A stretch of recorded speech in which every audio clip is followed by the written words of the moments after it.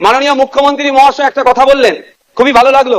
আমরা যারা একাধিকবার বিভিন্ন দপ্তরে লেটার করেছি, ন্যূনতম রেকগনাইজ আমাদের লেটারকে করা হয়নি, ইনক্লুডিং চিফ মিনিস্টারের কাছে। আজকে যে কথা বলেছেন এটাকে আমি স্বাগত জানাচ্ছি, যে উনি অন্তত কথা বলেছেন যে মিনিস্টাররাও রিকগনাইজ করবে, অর্থাৎ প্রাপ্তি স্বীকার করবে। আর একটা কথা উনি বলেছেন অল্প হলেও কাজ করব। আমরা বিরোধী, আমরা পজিটিভ কথা বলবো, রাজ্যের স্বার্থে বলবো, রাজ্যের জনগণের স্বার্থে বলবো। অহেতুক বিরোধিতা করার জন্য বিরোধিতা আমরা করব না। সুতরাং মুখ্যমন্ত্রী মহাশয়কে বলবো, অল্প নয়, আমরা যেগুলো আর্গুমেন্ট করব, আমরা যে ডিমান্ড গুলো রাখবো, ব্যক্তি স্বার্থের জন্য নয়, মানুষের স্বার্থে, নির্বাচিত হয়ে এসেছি তাদের স্বার্থে, সেগুলো আপনি পুরোপুরি যদি আমাদের জন্য, বাংলার মানুষের জন্য করেন, আমরা আপনার কাছে অবশ্যই কৃতজ্ঞ থাকবো। আবারও মুখ্যমন্ত্রী মহাশয়কে ধন্যবাদ জানাবো।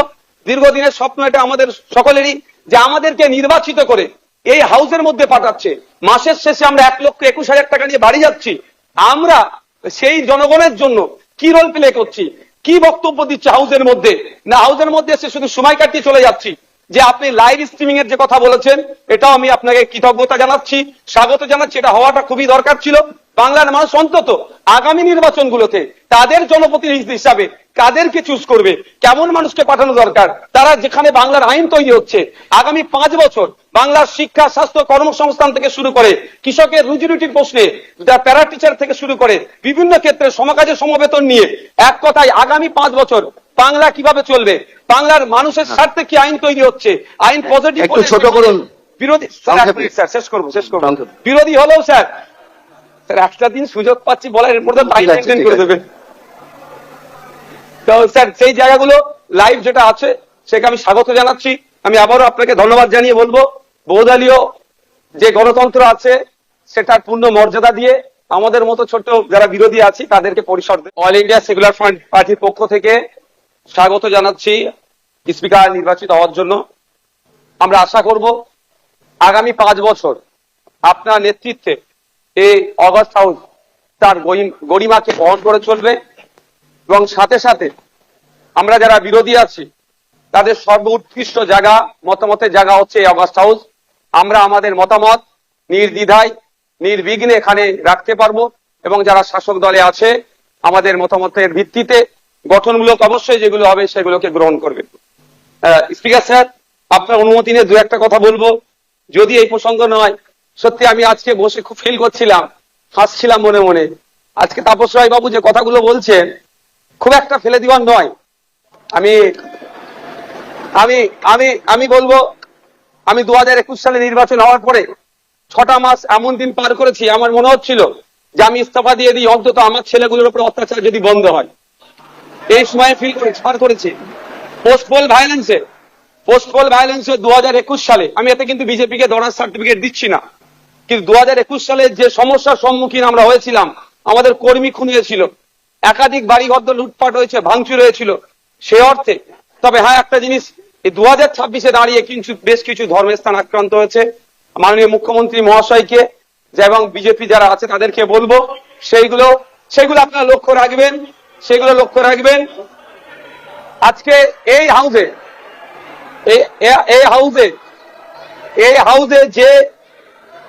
যে কথা চালাচালি হচ্ছে, আমি বসে বসে ফিল করছিলাম, সময় গিয়েছে আমাদের বক্তব্য, বিরোধীদের বক্তব্য শাসকের পছন্দ হয়নি, চিৎকার করে বন্ধ করে দেওয়া হয়েছে। এই হাউসেও কিন্তু 21 থেকে 26 আমরা দেখেছি। আমরা আশা করব ওই দিনটা আসবে না। আমরা বিরোধী যারা আছি গঠনমূলক প্রস্তাব রাখবো, শাসক দল যারা আছেন তারা গ্রহণ করবেন। মাননীয় মুখ্যমন্ত্রী মহাশয় একটা কথা বললেন, খুবই ভালো লাগলো। আমরা যারা একাধিকবার বিভিন্ন দপ্তরে লেটার করেছি, ন্যূনতম রেকগনাইজ আমাদের লেটারকে করা হয়নি, ইনক্লুডিং চিফ মিনিস্টারের কাছে। আজকে যে কথা বলেছেন এটাকে আমি স্বাগত জানাচ্ছি, যে উনি অন্তত কথা বলেছেন যে মিনিস্টাররাও রিকগনাইজ করবে, অর্থাৎ প্রাপ্তি স্বীকার করবে। আর একটা কথা উনি বলেছেন অল্প হলেও কাজ করব। আমরা বিরোধী, আমরা পজিটিভ কথা বলবো, রাজ্যের স্বার্থে বলবো, রাজ্যের জনগণের স্বার্থে বলবো। অহেতুক বিরোধিতা করার জন্য বিরোধিতা আমরা করব না। সুতরাং মুখ্যমন্ত্রী মহাশয়কে বলবো, অল্প নয়, আমরা যেগুলো আর্গুমেন্ট করব, আমরা যে ডিমান্ড গুলো রাখবো, ব্যক্তি স্বার্থের জন্য নয়, মানুষের স্বার্থে, নির্বাচিত হয়ে এসেছি তাদের স্বার্থে, সেগুলো আপনি পুরোপুরি যদি আমাদের জন্য, বাংলার মানুষের জন্য করেন, আমরা আপনার কাছে অবশ্যই কৃতজ্ঞ থাকবো। আবারও মুখ্যমন্ত্রী মহাশয়কে ধন্যবাদ জানাবো।